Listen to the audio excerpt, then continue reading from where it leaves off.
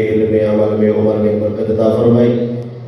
تو انشاءاللہ میں ابھی مرشد کامل مرشد گرامی کے اور آپ کے درمیان زیادہ دیر خیال نہیں رہوں گا، بس صرف ایک دو اشعار پڑھ کے انشاءاللہ میں بیان آپ کے حوالے کرتا ہوں۔ جس طرح آقا علیہ السلام کی ختم نبوت کا اور نموز کا یہ ترانہ پڑھ رہے تھے، تو بابا جی علیہ رحمہ بابا خادم حسین رضوی جنہوں نے سوئے ہوئے لوگوں کو ہمیں جگایا اور بیدار کیا، آقا علیہ السلام کی نماز کی حفاظت اور ختم نبوت کی پہرہ داری کے لیے وہ ہمیں بیدار کر گئے۔ تو اب انشاءاللہ یہ امت سوئے گی نہیں، خواہ یہ وزراء یہ اقتدار میں بیٹھنے والے جتنے مرضی ظلم و ستم کر لیں، بلکہ ہمارے جو بڑے ہمیں یہ بتا کر گئے ہیں کہ ہے مشق سخن جاری اور چکی کی مشقت بھی ہے، مشق سخن جاری اور چکی کی مشقت بھی ایک طرف تماشا ہے، حسرت کی طبیعت بھی، تم جو چاہو ستم کر لو اور بھی کھل کھیلو، جو چاہو ستم کر لو اور بھی کھل کھیلو۔ آپ نے جو فرمایا تھا کہ مجھ سے قسم لے لو، اور ہم کہیں گے ہم سے قسم لے لو۔ انشاءاللہ پوری امت یہ کہتی ہے کہ ہم سے قسم لے لو کی ہو جو شکایت بھی، تم ہمیں کاٹ دو، گولیاں مار دو، شر برساؤ، لیکن ہم نے اپنے آقا علیہ السلام کی ناموس پر پہرہ دینا ہے، ختم نبوت پر پہرہ دینا ہے، اور انشاءاللہ وہ وقت دور نہیں کہ اب دین تک پر آنے والا ہے۔ اونچی آواز سے کہتے سبحان اللہ، دین تک پر آنے والا ہے۔ جے دردہ کا دل وچ قبیلہ نہ ہوتا، جے دردہ کا دل وچ قبیلہ نہ ہوتا، مقدرہ کا حصہ وفیلہ نہ ہوتا، ساڑی تناصر سوابی نہ لبدی جے آلے نبیدہ وسیلہ نہ ہوتا، ساڑی تناصر سوابی نہ لبدی جے آلے نبیدہ وسیلہ نہ ہوتا۔ انشاءاللہ میرے آقا علیہ السلام کی آل جو ہے، میرے آقا علیہ السلام کی آل بیت جو ہے، ان کا سایہ اور وہ ہمارے ساتھ ہیں۔ اب انشاءاللہ جلد از جلد دین جو ہے وہ تخت پر آئے گا۔ اب میں پیر طریقت رہبر شریعت سید السادات فخر السادات سیدی و مرشدی پیر سید حامد شاذب کاظمی دامت برکات العالیہ کو دعوت خطاب دیتا ہوں کہ وہ اپنے نورانی وجدانی عرفانی بیان سے ہمارے قلوب و ذہن کو منور فرمائیں۔ آپ اپنے وقتوں کا ثبوت دیں، پہلے تو یہ جو خالی جگہ پڑی ہے یہ پور کر دیں، ساتھ ہی ساتھ آ جائیں تاکہ آپ کو پتا چلے کہ سرور شہید والے سننے والے ہیں اور مہمان نوازی کرنے والے ہیں، یہ دیواروں کی کھیل چھوڑ دیں۔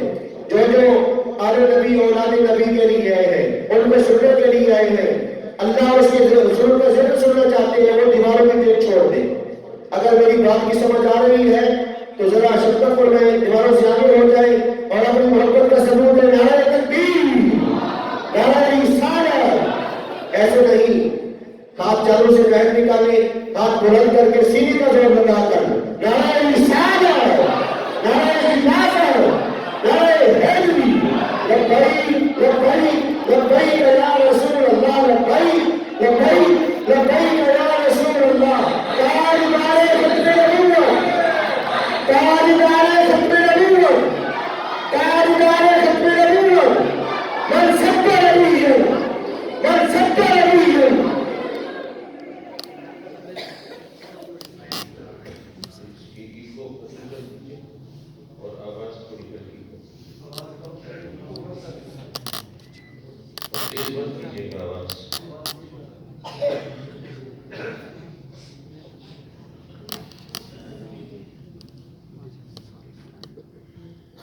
نحمده ونستعينه ونستغفره ونؤمن به ونتوكل عليه ونعوذ بالله من شرور أنفسنا ومن سيئات أعمالنا، من يهده الله فلا مضل له ومن يضلل فلا هادي له، ونشهد أن لا إله إلا الله وحده لا شريك له، ونشهد أن سيدنا وسندنا ونبينا وحبيبنا وكريمنا وربنا ورحيمنا ومولانا ومنجانا وماوانا محمدا عبده ورسوله. أما بعد فأعوذ بالله من الشيطان الرجيم. بسم الله الرحمن الرحيم.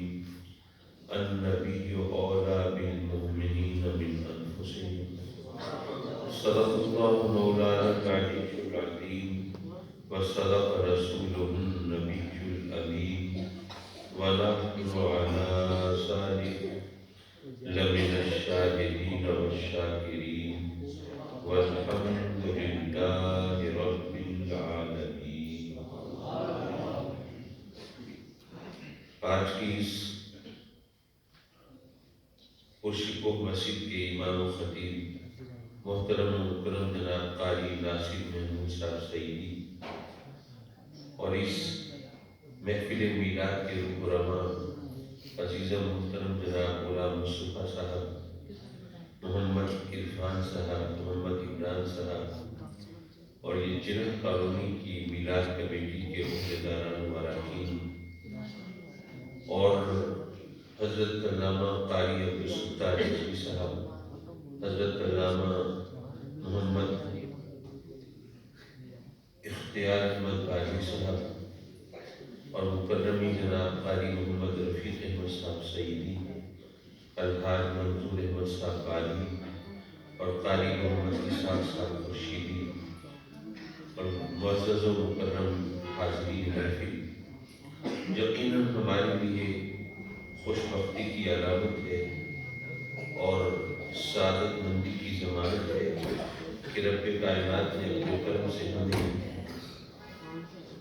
یہ محفل میلاد میں حاضری کی سعادت بخشی ہے اور اس طرح آقا کریم صلی اللہ علیہ وسلم کی بارگاہ میں اپنی غلامی کے اقرار اور محبت کے اظہار کا موقع عطا فرمایا ہے۔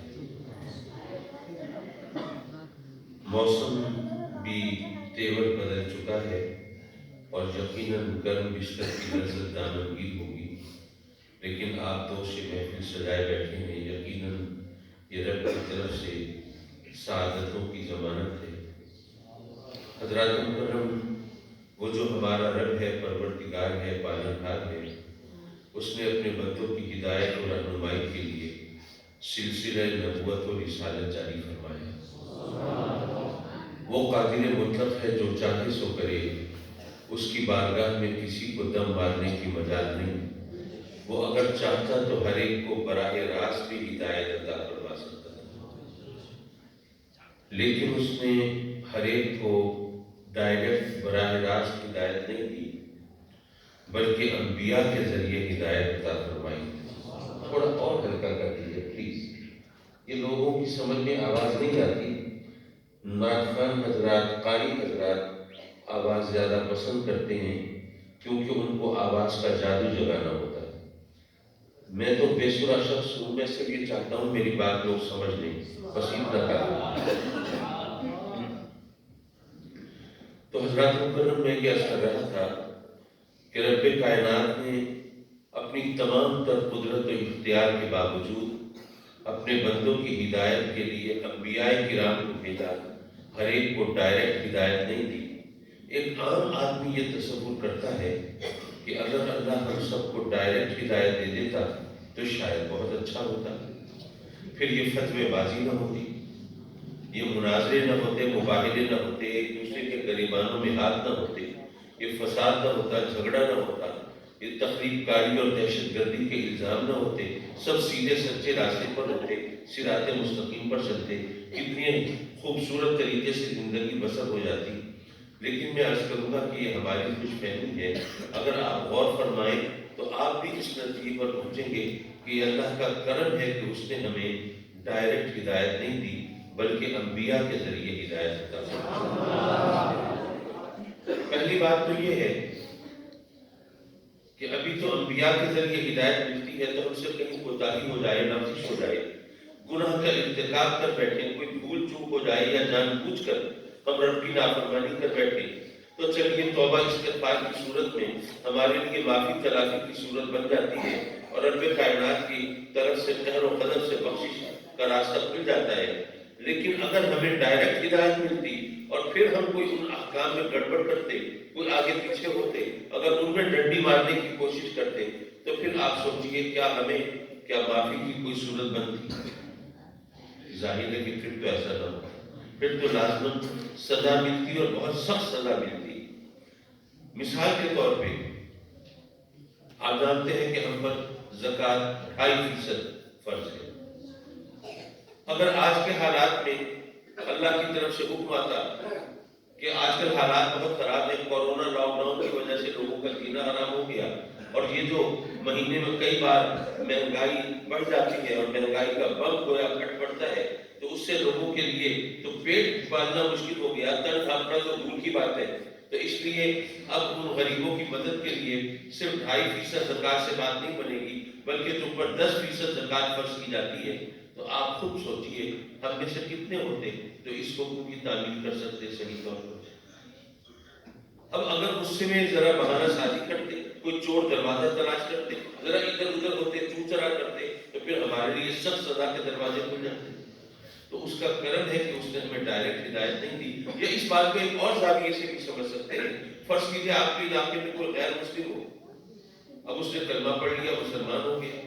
آپ نے کہا بھائی تم مسلمان ہو گئے, اب تمہیں نماز بھی ادا کرنی ہوگی, تو یہ کتاب ہے نماز کی, یہ کتاب پڑھو اور صحیح طرح نماز ادا کرو. تو آپ بتائیے وہ شخص جس نے کبھی زندگی میں نماز نہیں پڑھی, نماز پڑھنے والوں کے ساتھ رہا بھی نہیں, نماز پڑھتے ہوئے لوگوں کو دیکھا بھی نہیں, وہ صرف کتاب پڑھ کے صحیح طرح نماز ادا کر لے گا؟ ہمیں نماز پڑھ کے دکھانی پڑے گی, اسے نماز سکھانی پڑے گی, تب کہیں جا کے وہ نماز صحیح طرح ادا کرنے کے قابل ہوگا.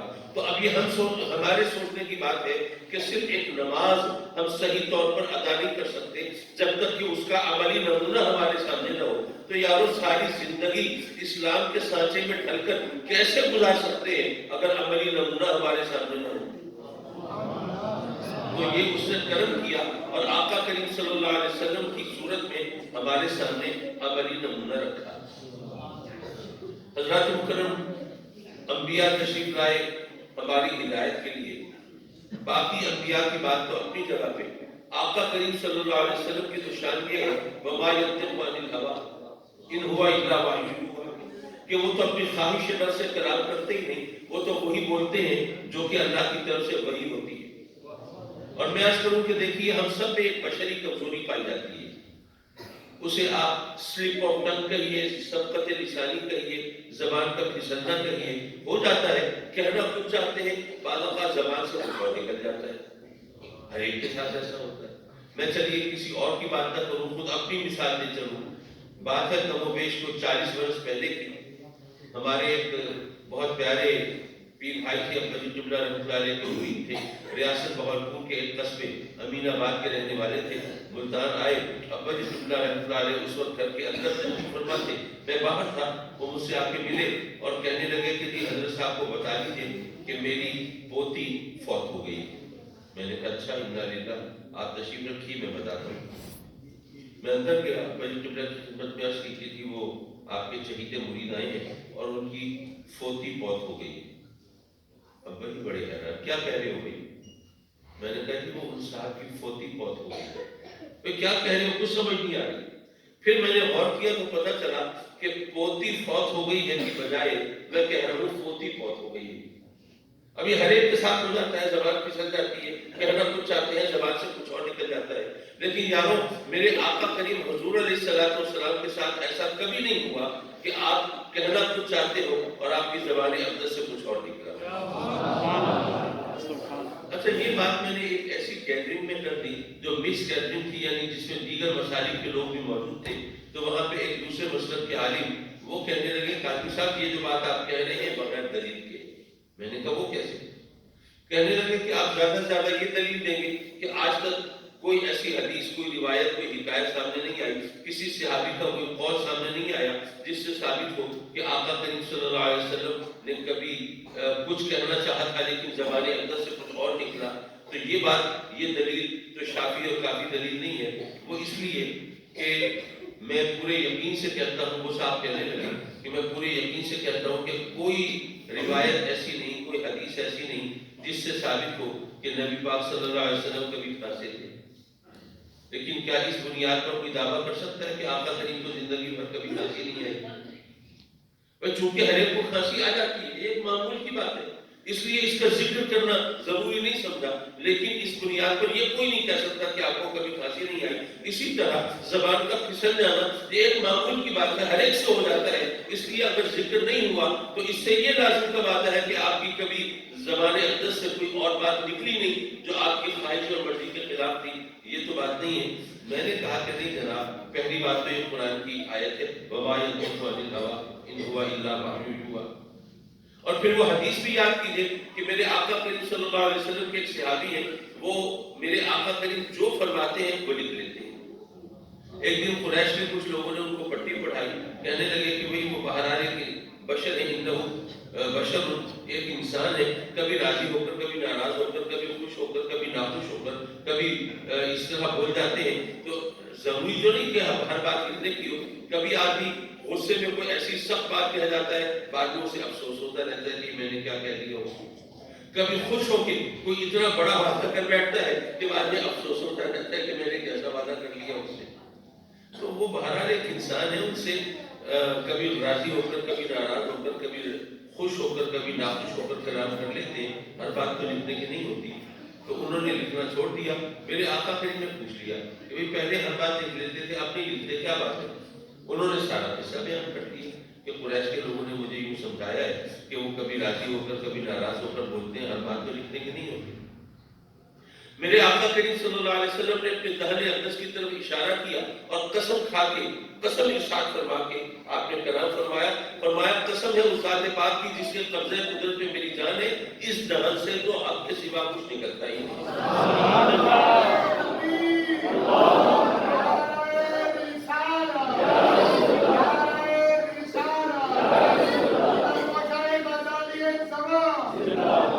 میں نے کہا ابھی آیت بھی پیش نظر رکھیے، یہ حدیث بھی سامنے رکھیے، اور اب غور کیجئے کہ اگر زندگی میں کبھی ایک بار ایسا ہوا ہوتا کہ آقا کریم نے کہنا کچھ چاہا ہوتا اور آپ کی زبان اقدس سے کچھ اور نکلا ہوتا تو کافروں نے تو طوفان برپا کر دینا، آسمان سر پہ اٹھا لینا، اعتراضات کے انبار کر دینے کی. وہ کہتے تھے جناب وہ تو وحی الہی کے بغیر کلام ہی نہیں کرتے. اب بتائیے جو وہ کہنا چاہتے تھے وہ وہی ہے، یا جو زبان سے نکلا وہ وہی ہے؟ ان کے منہ سے تو حق کے سوا کچھ ادا ہوتا ہی نہیں. اب بتائیے جو وہ کہنا چاہتے تھے وہ حق ہے یا جو کہہ دیا ہے وہ حق ہے؟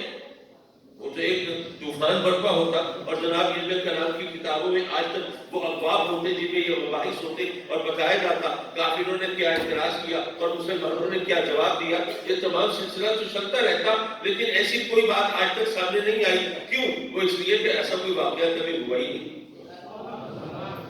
حضرات مکرم، میرے آقا کریم حضور علیہ السلام کی زبان حق ترجمان سے کبھی کوئی ایسی بات ادا نہیں ہوئی جو آقا کریم کی مرضی اور منشا کے خلاف ہو، ورنہ سارا دین جو ہے، سارا اسلام، قرآن وہ مشکوک ہو جاتا. پتہ نہیں کہ ہم کچھ چاہتے ہو زبان سے کچھ اور نکلا ہو. تو اس طرح میرے آقا کریم صلی اللہ علیہ وسلم کی یہ شان ہے. حضرات مکرم، رب کائنات نے ہماری ہدایت کے لیے آقا کریم صلی اللہ علیہ وسلم کو بھیجا، اور کچھ اندازہ ہے کہ ہمیں گمراہ کرنے کا ٹھیکہ کس نے لیا ہے؟ ابلیس، شیطان نے. جب رب کائنات نے حکم دیا کہ وہ سجدہ کرو آدم علیہ السلام کو، تو فسجدوا الا ابلیس، تمام فرشتے سجدہ ریز ہوئے، ابلیس اکڑا کھڑا رہا. رب کائنات نے اس سے پوچھا، یہاں پہ ایک نقطہ ہے غور طلب ہے، یہ تاریخ عالم کی پہلی عدالت رہی ہے، کیونکہ پہلا جرم ہوا ہے، رب کی پہلی بار نافرمانی ہوئی ہے، جرم ہوا ہے پہلا. ابلیس نافرمانی کر چکا، حکم دوری کر چکا، رب کے کائنات کا حکم ماننے سے انکار کر چکا، لیکن رب کائنات نے اسے فوراً سزا نہیں سنائی، بلکہ اس سے سوال کیا، صفائی کا موقع دیا. ما منعک الا تسجد اذ امرتک، جب میں نے تجھے سجدہ کرنے کا حکم دے دیا تھا، پھر تجھے سجدہ کرنے سے کس چیز نے روکا؟ اچھا، یہاں پر یہ بھی ذہن میں رہے کہ وہ چونکہ رحمان و رحیم ہے، اس نے ابلیس کو بھی اپنی رحمت سے محروم نہیں رکھا. رحمت کا اظہار کس طرح فرمایا؟ جو سوال کیا اس سوال میں جواب کی طرف اشارہ کر دیا. گویا فرمایا کہ اے ابلیس یہ خیال مت کرنا کہ میں تو بڑا عاجز و ظاہر ہوں، زمین آسمان کا کوئی چپا ایسا نہیں جہاں میں نے سجدہ نہ کیا ہو، اور یہ آدم اس کی تو ابھی تخلیق ہوئی ہے، اس نے تو ابھی تک ایک سجدہ بھی نہیں کیا، تو میں عابد و ظاہر ہو کر میں اس کو سجدہ کروں جس نے ابھی ایک سجدہ بھی نہیں کیا، یہ تو میری شان کے لائق نہیں۔ اے ابلیس اس غلط فہمی کا شکار بھی مت ہونا کہ میں تو ملائکہ کا استاد ہوں، ملائکہ کا پروفیسر ہوں، اور ابھی وہاں علامہ آدم الاسماء کلھا کے مراحل تو نہیں آئے سامنے، تو ایسا نہ ہو کہ تو سمجھے کہ میں بڑا عالم ہوں، بڑا فاضل ہوں، میں فرشتوں کا استاد ہوں، تو میں آدم کو سجدہ کیوں کروں جس کے علم کے بارے میں ابھی کچھ پتہ ہی نہیں، کوئی خیر خبر ہی نہیں۔ تو اے ابلیس یہ خیال مت کرنا کہ اپنے لیے کوئی عظمت کا بہانہ ڈھونڈ کے کہنا کہ جی میری عظمت، میری شان، میرا مرتبہ، میرا مقام، تو میں کسی کو سجدہ کیوں کروں۔ یاد رکھنا سجدہ عظمت کی وجہ سے نہیں ہوتا، سجدہ عظمت کی وجہ سے نہیں ہوتا، اور یہ کوئی اتنی مشکل بات نہیں ہے سمجھنے کی۔ آپ بھی سوچئے پہلے ہم سب مسجد اقصی کی طرف منہ کر کے سجدہ کرتے تھے، آج کریں تو جائز ہے نہیں۔ کیا مسجد اقصی کی عظمت میں کوئی کمی ہو گئی؟ عظمت میں تو کوئی کمی نہیں، لیکن سجدہ کرنا جائز نہیں۔ کیوں؟ کیونکہ پہلے اللہ کا حکم تھا کہ مسجد اقصی کی طرف منہ کر کے سجدہ کرو، اب حکم ہے کہ بیت عتیق کی طرف، کعبۃ اللہ کی طرف منہ کر کے سجدہ کرو۔ تو سجدہ عظمت کی وجہ سے نہیں ہوتا، وہ تو اللہ کے حکم کی وجہ سے ہوتا ہے۔ تو اللہ نے یہی تو فرمایا نا، ما منعک اللہ تسجد اذ امرتک، جب میں نے سجدے کا حکم تجھے دے دیا تھا تو پھر تجھے سجدہ کرنے سے کس چیز نے روکا؟ رب کائنات نے سوال میں اشارہ فرما دیا کہ دیکھیے الٹا سیدھا الٹی سیدھی بات مت کرنا، بلکہ یاد رکھنا سجدہ میرے حکم کی وجہ سے ہوتا ہے۔ میں اللہ کی عظمت میں کبھی کبھی ہو سکتی ہے؟ ہو ہی نہیں سکتا۔ اگر سجدے کی عزت عظمت ہوتی تو کم از کم اللہ کو تو سجدہ ہر وقت چاہیے ہوتا ہے، لیکن جب طلوع و غروب آفتاب کا وقت ہو، زوال کا وقت ہو، کیا اس وقت کوئی سجدہ کرنے کھڑا ہو کے نماز پڑھنے کھڑا ہو جو مسئلے سے واقف و نوا ہے، اس کو روکیں گے کہ نہیں؟ کیوں روکیں گے؟ اللہ کو سجدہ کر رہا ہے، بھگوان کو تو نہیں کر رہا، بتوں کو تو نہیں کر رہا، اللہ کو کر رہا ہے، کیوں روکیں گے؟ اس لیے کہ سجدہ عظمت کی وجہ سے نہیں ہوتا، اللہ کے حکم کی وجہ سے ہوتا ہے۔ اللہ کا حکم یہ ہے کہ اس وقت مجھے بھی سجدہ مت کرو، لیکن ابلیس کو چونکہ راندہ درگاہ ہونا تھا تو اس لیے اس نے وہی راہ نہیں ادا کی۔ خلق انا خیر منہ، میں آدم سے بہتر، خلقتنی من نار و خلقتہ من طین، تو نے مجھے آگ سے بنایا، اسے خاک سے بنایا، میں آگ سے بنا، میں اعلیٰ، میں الفا، میں بہتر، اور وہ آگ خاک سے بنا، وہ کم تر، وہ ادنا، میں اعلیٰ ہو کر ادنا کو سجدہ کیوں کروں؟ غور فرمائیے، رب کائنات اگر چاہتا تو سوال و جواب اب بھی ہو سکتے تھے، بحث مباحثے کی گنجائش اب بھی تھی۔ رب کائنات فرما سکتا تھا کہ میں اگر چاہوں تو اعلیٰ سے ادنا، ادنا سے اعلیٰ بنا سکتا ہوں۔ آپ لوگوں کا تعلق ماشاءاللہ یہ چوک سرور شہید سے ہے اور کھیتی باڑی سے آپ کا قریبی رشتہ ہوگا۔ آپ بتائیے، زمین سے یہ گندم بھی اگاتے ہیں، چاول اگاتے ہیں، سبزیاں اگاتے ہیں، پھل فروٹ اگاتے ہیں، یہ ڈرائی فروٹ، یہ چیزیں بھی اسی مٹی سے بنتے ہیں نا۔ اب بتائیے مٹی ادنا ہے اور یہ تمام چیزیں اعلیٰ ہے کہ نہیں؟ تو وہ ادنا سے اعلیٰ بناتا ہے کہ نہیں بناتا؟ تو وہ چاہتا ہے ادنا سے اعلیٰ بنایا، اعلیٰ سے ادنا بنائی، اس کی قدرت ہے۔ وہ فرما سکتا تھا کہ میرے اوپر تو قانون لاگو نہیں ہوتا کہ میں چاہوں تو جو ادنا سے چیز بنے گی وہ پھر بھی ادنا ہی رہے گی، اور جو اعلیٰ چیز سے بنے گی وہ اعلیٰ ہی رہے گی۔ نہیں، میں قادر مطلق ہوں، جس طرح چاہوں کروں، نہیں فرمایا رب کائنات نے۔ اچھا، اگر وہ چاہتا تو یہ بھی فرما سکتا تھا۔ آپ ہی سوچیے، ایک انگوٹھی لوہے کی ہے، ایک سونے کی ہے، کون سی قیمتی ہے؟ لیکن اگر لوہے کی انگوٹھی میں آپ کو نور ہیرا لگا دیں، اب کون سی قیمتی ہو جائے گی؟ لوہے والی۔ تو رب کائنات فرما سکتا تھا کہ اگر ایک ہیرے کی وجہ سے لوہے کی انگوٹھی سونے کی انگوٹھی سے زیادہ قیمتی ہو سکتی ہے، تو تم نے خاک کے کتے کو تو دیکھا ہے، یہ پیکر منصری کو تو دیکھا ہے، لیکن اس کی پیشانی میں کوہ نور نہیں دیکھا۔ تو کیا اس نور کی وجہ سے یہ خاک کا پتلا یہ تجھ سے افضل نہیں ہو سکتا؟ اللہ تعالیٰ فرما سکتا تھا۔ اللہ یہ بھی فرما سکتا تھا کہ بھئی تو کہتا ہے تو نار سے بنا ہے اور آدم خاک سے بنا ہے، تو تو اعلیٰ ہے، الفا ہے، تو آدم کو سجدہ نہیں کرے گا، لیکن جو نوری ہیں وہ تو نار سے بھی افضل ہے، ناری سے بھی افضل ہے، وہ تو سجدہ کیے بیٹھے ہیں، تو پھر ناری کو کیا اعتراض ہے؟ اللہ فرما سکتا تھا، نہیں فرمایا۔ بلکہ گویا اس نے یہ فرمایا کہ تو کہتا ہے کہ تو آدم سے بہتر ہے، آدم سے افضل ہے، تو میرے نبی کی شان میں گستاخی کرتا ہے، اور جو نبی کی شان میں گستاخی کرے اس سے سوال و جواب نہیں ہوتے، اس سے نہیں پوچھا جاتا کہ تو نے یہ بات کیوں کہی، کیسے کہی۔ رب کائنات نے سنت جو قائم فرمائی کہ نہیں، جو نبی کا گستاخ ہو اس سے بحث مباحثے نہیں ہوتے، اس کو کہا جاتا ہے وہ مردود ہے، جنت سے نکل گیا۔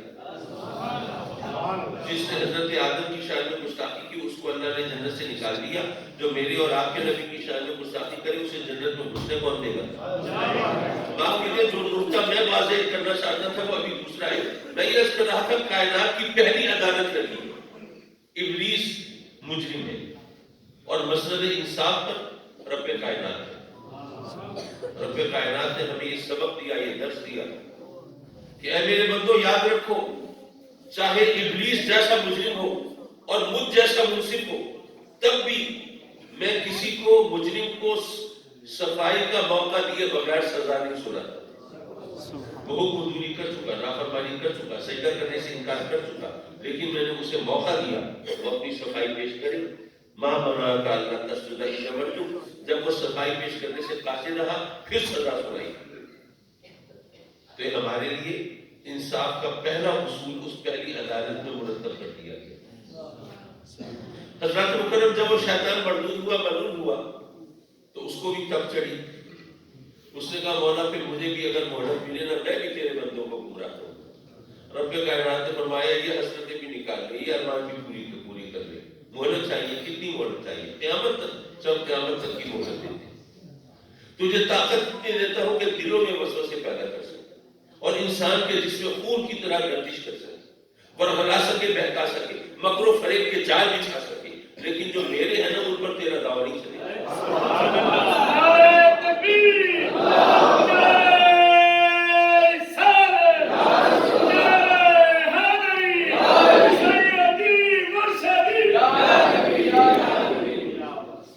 یارو یہ ابلیس کو یہ طاقت ملی ہے، کوئی تھوڑی طاقت ہے، دلوں میں وسوسے پیدا کر سکے، جس میں خون کی طرح دوڑ سکے، مکر و فریب کے جال بچھا سکے، ورغلا سکے، بہکا سکے، اور اس نے دنیا کو کس طرح بے وقوف بنا رکھا ہے ہم سب جانتے ہیں ہمارے سامنے۔ یہ طاقت معمولی طاقت تو نہیں ہے، یہ کس نے دی اسے یہ طاقت؟ اللہ نے۔ اچھا کیا خیال ہے ابلیس جو ہے کہ اللہ کا دوست ہے؟ اللہ کے دوست تو ولی کہلاتے ہیں، بھائی ولی کا مطلب ہی دوست ہے، تو کیا کوئی ابلیس کو ولی اللہ سمجھے گا؟ ظاہر ہے تو ممکن نہیں، وہ تو ملعون ہے، مرتد ہے، سرکش ہے، باغی ہے، نافرمان ہے، رادہ ہے، درگاہ ہے، اس کو تو دشمن کہہ سکتے ہیں، اللہ کا دوست تو نہیں کہہ سکتے۔ اب یہاں پر صرف ایک جملہ بول رہا ہوں اس اعتماد اور یقین کے ساتھ کہ اگر یہ ایک جملہ آپ ذہن نشین کر لیں، پلے باندھ لیں، تو شاید بیسیوں کتابوں سے بے نیاز ہو جائے۔ حضرات کرم ذرا اتنی بات سوچ لیجیے کہ جس اللہ نے اپنے دشمن کو اتنی طاقت دی ہے، اس نے اپنے دوستوں کو کتنی طاقت دی۔ نعرہ رسالت، نعرہ خلافت، نعرہ حیدری، جگر گوشہ غزالی زبان۔ حضرات کرم جب ابلیس کو یہ طاقت ملی تو اللہ کے بندے تھے وہ بیچارے مشترک ہوئے، بے چین ہوئے، پریشان ہوئے، کہنے لگے کہ مولا ہم ابلیس کے شر سے کیسے بچیں گے، ہم اس کے مکر سے کیسے بچیں گے، جو دلوں میں وسوسے پیدا کرے، جو جس میں خون کی طرح دوڑے، مولا اس سے ہم کیسے محفوظ رہ پائیں گے؟ یہ تو ہمیں جہنم کا ایندھن بنا کے دم لے گا۔ مولا ہم وہ بڑے مختلف تھے، بے چین تھے، پریشان تھے، تو رب کائنات نے حرف تسلی بولا قرآن مجید میں اور ارشاد فرمایا ان قید شیطان کان ضعیفا، شیطان کا داؤ تو کمزور ہے، لیکن وہ اللہ کے بندوں کی تسلی نہیں ہوئی، مولا شیطان کا داؤ کمزور ہے، جو دلوں میں وسوسے پیدا کرے اس کا داؤ کمزور ہے، جو جس میں خون کی طرح دوڑے اس کا داؤ کمزور ہے۔ مولا یہ بات سمجھ میں نہیں آئی، اور پھر اگر اس کا داؤ کمزور ہے تو پھر تو نے قرآن میں ہمیں کیوں کہا کہ شیطان سے بچو؟ اگر یہ دشمن ہو اور وہ بھی کمزور تو بچنے کی کیا ضرورت ہے؟ پھر تو موقع ہے بدلہ چکانے کا، پھر آستینے چڑھانے کا، لیکن مولا تو ہمیں کہتا ہے شیطان سے بچو، تو مولا اگر اس کا داؤ کمزور ہے تو بھی بچنے کی کیا ضرورت ہے؟ اور مولا ہمیں سمجھ نہیں آئے ہم شیطان سے کیسے بچ پائیں گے؟ حضرات مکرم یہ بات ذرا سمجھنے کی ہے۔ دیکھیے بات یہ ہے کہ طاقت اور کمزوری، کون طاقتور ہے کون کمزور ہے۔ یہ اردو میں کہتے ہیں یہ ہے امر اعتباری، امر اضافی. انگلش میں کہتے ہیں یہ ریلیٹو ٹرم ہے. علماء سے مخاطب نہیں، عوام سے. نہ اردو سمجھ آئی نہ انگریزی سمجھ آئی. چلیے میں سمجھانے کی کوشش کرتا ہوں. دیکھیے ایک 5 سال کا بچہ ہے، وہ کہیں الجھ پڑا 10 سالہ بچے سے. کون طاقتور ہوگا؟ 10 سالہ بچہ.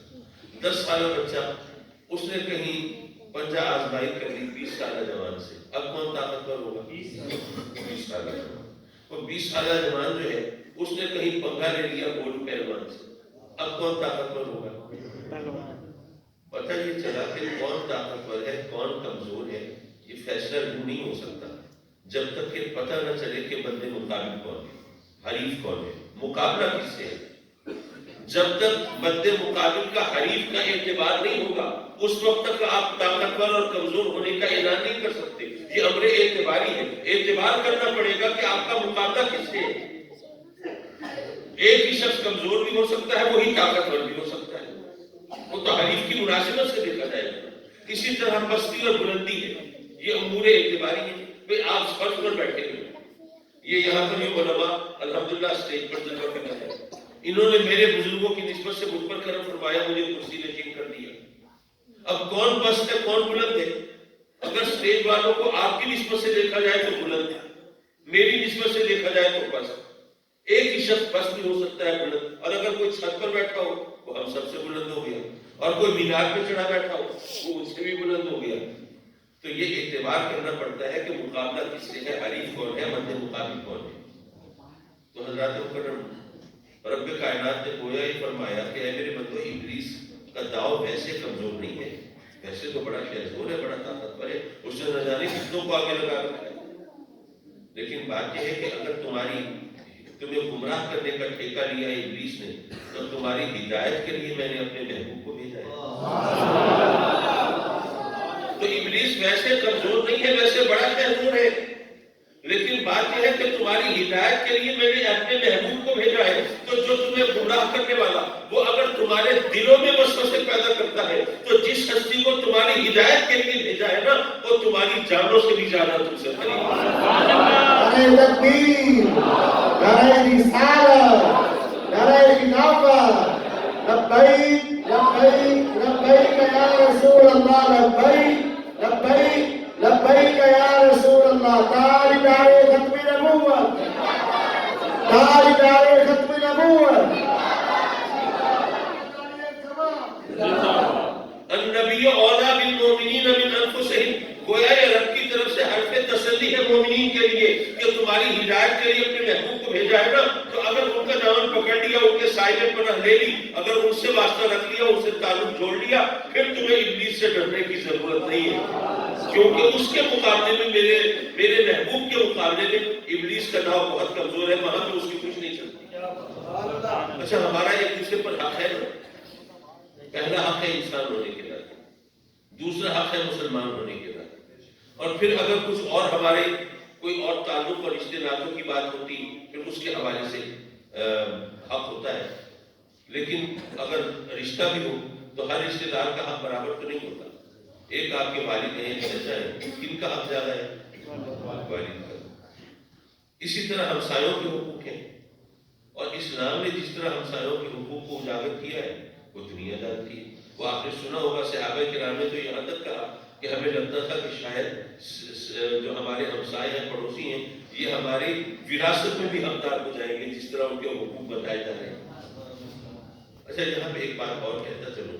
دیکھیں اس وقت دنیا میں مسلمانوں کے خلاف جو سازشیں ہو رہی ہیں، پتہ نہیں ہم نے ان کو صحیح طور پر سمجھا یا نہیں سمجھا. ہم یہاں پر، مجھے یاد ہے میرے اپنے والد گرامی نے مطالعہ کو دیکھا، جیسے ہی وہ آتے تھے کتاب کرنے، جمعے کی تقریب میں، حالانکہ لوگ عام طور پر زیادہ سوالات نہیں کرتے، لیکن جمعے کی تقریب میں پرچیوں کے انبار ہوتے تھے، اور وہی گھسے پٹے سوال، وہی باتیں جن کا سینکڑوں نہیں ہزاروں بار جواب دیا جا چکا.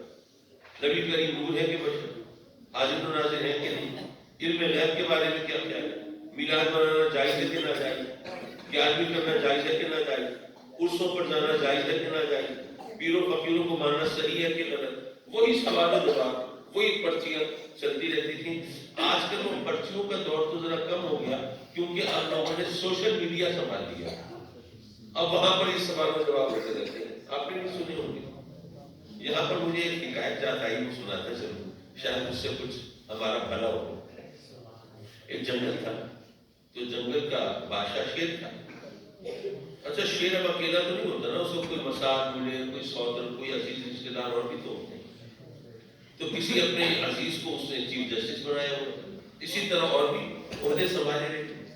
تو ایک نوجوان شیر، ایک ینگ ٹائگر، اس سے ایک گدھا بحث میں الجھ گیا. گدھے کا دعویٰ تھا کہ گھاس نیلے رنگ کی ہوتی ہے. ٹائگر کہنے لگا تو عجیب جانور، گھاس تو سبز ہوتی ہے، گھاس نیلی ہوتی ہے. وہ شور مچا، آسمان سر پہ اٹھا لیا جناب، وہ چیخ و پکار، وہ ہنگامہ. بالآخر یہ فیصلہ ہوا کہ چلو بھائی عدالت میں چلتے ہیں، وہاں فیصلہ کراتے ہیں.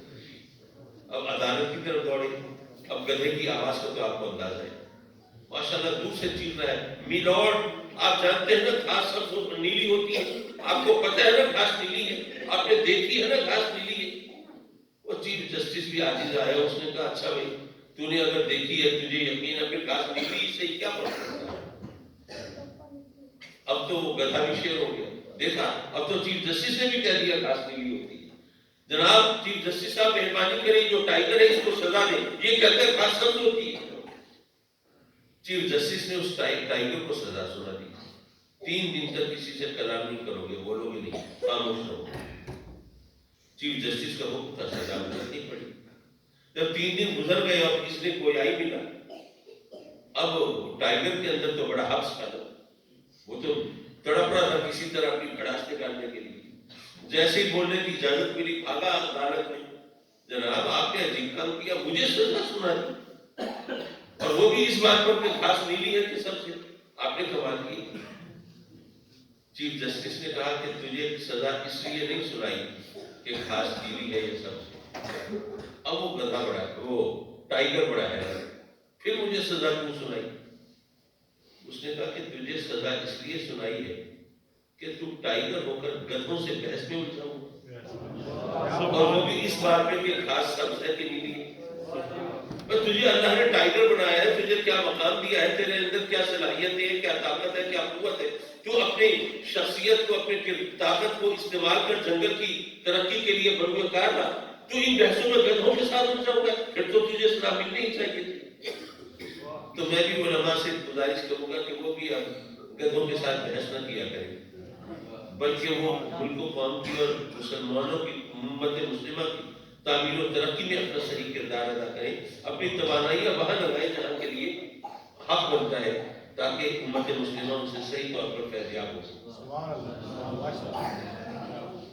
معاف کیجیے، بات دور نکل گئی. میں یہ عرض کر رہا تھا کہ آج کل دنیا کے اندر مسلمانوں کو جس طرح ٹارگٹ کیا جا رہا ہے، نشانہ بنایا جا رہا ہے، دنیا کو بتایا جا رہا ہے کہ جناب یہ تو تخریب کار ہے، دہشت گرد ہے. ذرا کوئی کارٹون بن جائے یہ آنکھوں سے باہر ہو جاتے ہیں.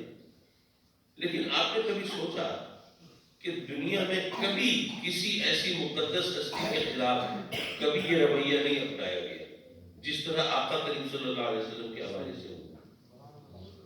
کسی اور شخصیت کے، مقدس شخصیت کے کیریکیچر نہیں بنائے گئے، کارٹون نہیں بنائے گئے. آخر آقا کریم صلی اللہ علیہ وسلم کے حوالے سے یہ سازش کیوں تیار کی گئی؟ سوچنے کی بات ہے. بات دراصل یہ ہے کہ دنیا کے اندر مسلمانوں کے خلاف سازش تیار ہوگی، اور وہ جو مسلمانوں کے سخت دشمن ہیں وہ چاہتے ہیں کہ ان مسلمانوں کو سرے سے ختم کر دیا جائے، قتل کر دیا جائے، ناپید کر دیا جائے. لیکن اب مسلمان اربوں کی تعداد میں، اب اربوں مسلمانوں کو اس طرح مار دیا جائے تو ظاہر ہے کہ ساری دنیا اس پر چپ تو نہیں رہے گی، شور مچے گا. تو وہ چاہتے ہیں کہ ساری دنیا کی رائے ان مسلمانوں کے بارے میں اتنی خراب کر دی جائے کہ جب ان کو قتل عام ہو تو کوئی کہیں سے آواز نہ اٹھے.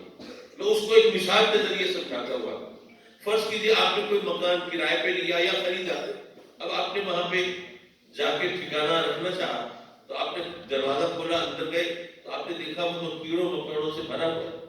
وہ کاکروچ، وہ کھن کھجورے، وہ جناب ٹڈیاں، یہ وہ فلاں فلاں، وہ فرش پر بھیگ رہے ہیں. آپ دیکھ کے پریشان ہو گئے. آپ نے کہا یہ کیا مصیبت ہے. آپ گئے بازار، وہاں سے آپ نے وہ پیسٹیسائڈ وغیرہ خریدے، انسیکٹیسائڈ لیے، آپ نے اسپرے کیا، وہ پاؤڈر چھڑکا، جو بھی آپ دوائیں وہاں پہ کر سکتے تھے وہ کی، اور وہ جناب چھڑک کے اسپرے کر کے آپ نے وہ مکان لاک کر دیا۔ 2 دن کے بعد آ کے کھولا تو اب جناب دیکھا تو جناب کیڑے مکوڑے وہ فرش پر بچھے ہوئے ہیں جناب، مرے پڑے ہیں، اور آپ نے دیکھا کہ اب سب کا خاتمہ ہو چکا۔ تو کیا خیال ہے، آپ ان مرے ہوئے کیڑے مکوڑوں کے لیے کوئی تعزیتی ریفرنس کریں گے یا کوئی فاتحہ خوانی کا انتظام کریں گے؟ آپ تو خوش ہو گئے، یار یہ مر گئے، جان چھوٹی، اب میں یہاں سکون سے رہ سکوں گا، یہی کچھ ہوگا نا۔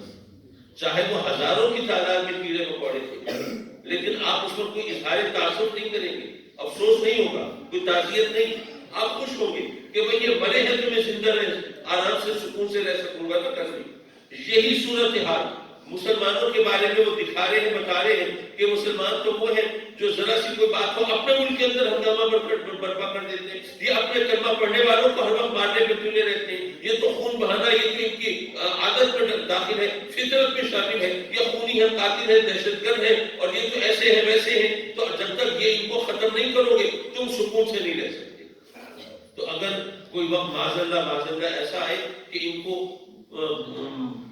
بڑی تعداد میں مارنا پڑے تو کسی کی پیشانی پہ شکر نہ آئے، اور ایسا ہو بھی چکا ہے۔ عراق میں کیا ہوتا ہے، پہلے ایک کہانی سٹوری فیبریکیٹ کی گئی، ایک من گھڑت کہانی بنائی گئی کہ جناب عراق کے پاس ایسے ہتھیار ہیں جو دنیا کی سلامتی کے لیے خطرہ ہے، بڑے وسیع پیمانے پر تباہی پھیلانے والے ہتھیار ہیں۔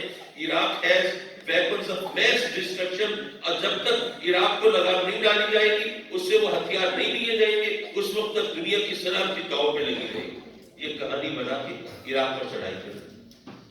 جب چڑھائی کر دی تو وہاں پہ اتنا خوبصورت اس کو کھنڈر بنا دیا انہوں نے، اور وہاں پر کتنے لاکھوں لوگوں کو شہید کیا، جو باقی جو بوڑھے جوان جو شہید ہوئے لاکھوں کی تعداد میں، وہ اپنی جگہ، لاکھوں بچے بیچارے، شیر خوار بچے، دودھ نہ ملنے کی وجہ سے موت کے گھاٹ اتر گئے۔ یہ اتنے وسیع پیمانے پر لاکھوں کی تعداد میں انسانوں کا مرنا کوئی معمولی بات تو نہیں ہوتی، لیکن کبھی کسی نے ٹی وی چینل پر آ کر ایک افسوس کا جملہ نہیں کہا، تعزیت کا ایک جملہ نہیں کہا، بھائی ہم سے بڑی غلطی ہو گئی تھی، کوئی ہتھیار ایسا نہیں نکلا وہاں پہ، ایسی کوئی چیز نہیں تھی، ہم نے غلط فہمی کا شکار ہو کے وہاں پہ اس طرح تباہی مچا دی، اتنے لاکھوں لوگ مر گئے۔ ایک افسوس کا جملہ کہنا، اپنے ندامت کا اظہار کرنا کسی نے گوارا نہیں کیا۔ مسلمانوں تمہارا خون اتنا افزا ہو گیا ہے، اور ہم یہاں پر اسی گدوں کے ساتھ بحث ہو رہی ہوئی ہے۔ خدا کے لیے امت مسلمہ کو کسی ڈگر پہ چلا دو، صراط مستقیم پر لگا دو، تاکہ ان کے ساتھ یہ ہاتھ نہ ہو سکے، یہ ان کے ساتھ سازشیں کامیاب نہ ہو۔ آج سے تقریباً 10-12 سال پہلے کی بات ہے، امریکہ میں ایک فلم بنی جو آقا کریم صلی اللہ علیہ وسلم کی شان میں گستاخانہ انداز میں تھی۔ یہاں پر بڑی ریلیاں نکلی اور نعرے لگے، اور جناب ان دنوں دعائیں مانگی جا رہی ہیں، مولا امریکہ تباہ ہو جائے، امریکہ برباد ہو جائے، امریکہ کا قبر مچے، پیوند خاک ہو جائے۔ اس وقت میں نے ایک جملہ دہرایا تھا، کہا تھا، آج پھر دہرا دیتا ہوں، میں نے کہا کہ ادھر تو نعرے لگاتے ہو، دعائیں مانگتے ہو مولا امریکہ تباہ و برباد ہو جائے، اور ادھر دل میں خواہش بنتی ہے کہ مولا امریکہ کا ویزا تو مل جائے۔ جب دل اور زبان میں اتنے فاصلے ہو پھر دعائیں قبول نہیں ہوتی۔